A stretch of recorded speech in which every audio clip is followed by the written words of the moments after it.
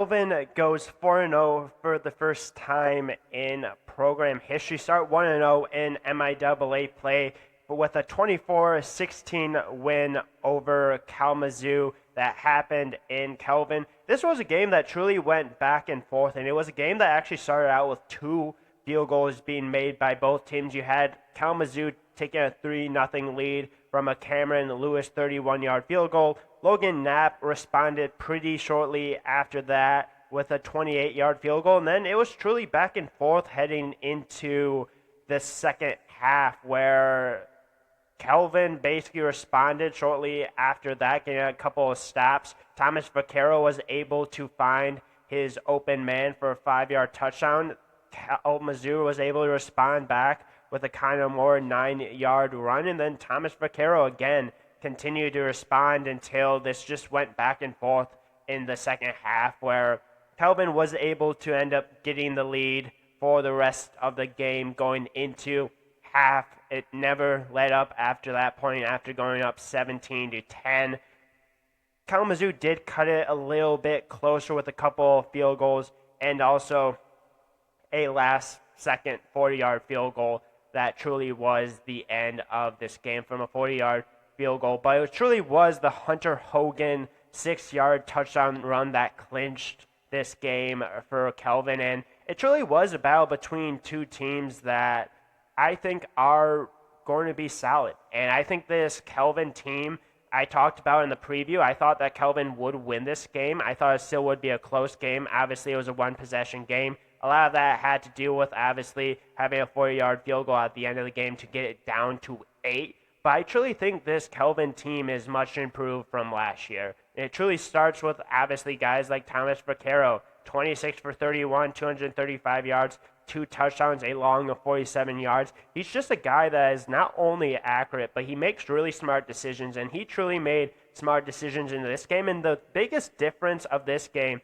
if you look at what Kelvin was able to do offensively compared to Kalamazoo, is Kelvin was able to get going offensively on the ground. Now, if you look at just kind of the difference between what Kalamazoo had, what Kelvin had, Kelvin was able to run the ball 46 times for an average of 3.4 yards, 179 yards overall. Kalamazoo, on the other hand, ran it 24 times, 101 yards, 2.7 yards per carry. You look at Thomas Vaquero versus Dawson Scoopin's number. Vaquero threw the ball 31 times. Scoopin threw the ball 49 times. Now, you can say a little bit of that has to factor in that Kalamazoo was down. They needed to throw. They needed quick scores. But I truly want to think about this game as more of Kelvin was able to do what they wanted to do. They wanted to play physical. They wanted to be able to run the ball. They wanted to get it to guys like Hunter Hogan, Nick Earls. Thomas Vaquero did run for a couple times as well. They wanted to address and kind of get the run game going, that physicality that they like to play with. And that's truly what they did for the most part in this game. Now, obviously, when they needed big plays from the wide receivers, from tight ends, they were absolutely able to do so. You have, again, Luke Mitchell-Husen, 6 receptions, 75 yards. You have Caleb Dabowski, who was really good in this game, 6 receptions, 68 yards in this game. And you also have to give him credit as he was huge in this game, like a key contributor in this game. And if you look at what he has for the season, like this is his performance so far. This is his stats. Like when you needed a guy to step up, Caleb was that guy. And you truly have to give a ton of credit to him. He's actually a part of the graphic as well, so shout out Caleb for that. And yeah, you got key contributions from guys that you rely on, guys that you have seen this year. But when you have those guys and you need other guys to step up, Caleb was able to do this in that game. And he truly, even though he didn't score a touchdown, that's still a drastic difference in this game is when you have guys that you can get the ball to besides your main guys. And you have Seth Anderson having a touchdown in this game. You have Carter Balsma having a touchdown in this game at the tight end position. Like, you have guys that contribute for this Kelvin offense guys that they get the ball to and they know that they're going to be playmakers, but they also had guys step up in this game, which was absolutely huge. You also do have to talk a little bit and give credit to Kalamazoo as well. I thought Connor Bell played pretty well in this game. 44 yards overall and 8 carries. Really great average. I would love to see him get the ball a little bit more. Dawson Scoopin was able to use his legs a little bit in this game for 44 yards. 35 of them are lost because of sack, but he was able to use his legs whenever he needed to. And then, obviously, at the wide receiver position, you have Jaden Johnson. Lucas Hannafin was actually not the leading wide receiver. I thought going into this game he would be. But Jaden Johnson in this game had a great performance. 6 receptions, 123 yards.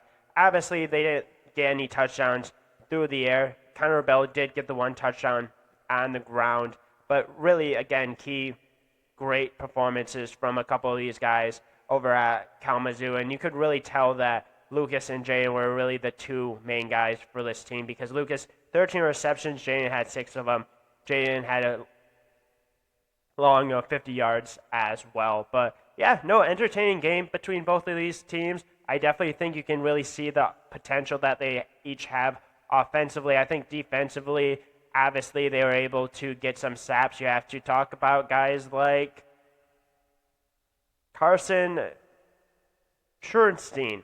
Sorry, I probably completely botched your name again. He continues to be a star for this defense for Kelvin. Like 2 tackles for loss, 1 sack, 10 tackles.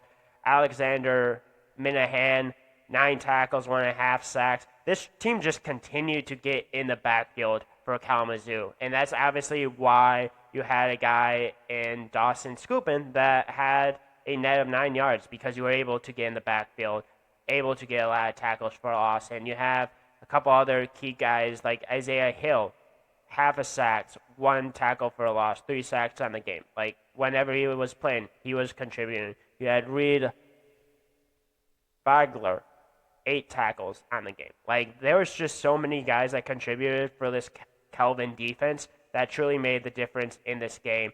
And yeah, they absolutely deserve credit. They're 4-0 for the first time, and they're looking to go to Alma to get a big win, because that's going to be something that is going to be that next step that Kelvin's going to have to make, beating Kalamazoo compared to beating Alma, because Alma, Hope, and I think Adrian, you can argue, are the top 3 teams right now in the MIAA as far as what we've seen. But overall, really good game from Kelvin. Going to be a step up in next week. Good luck to Kalamazoo as well.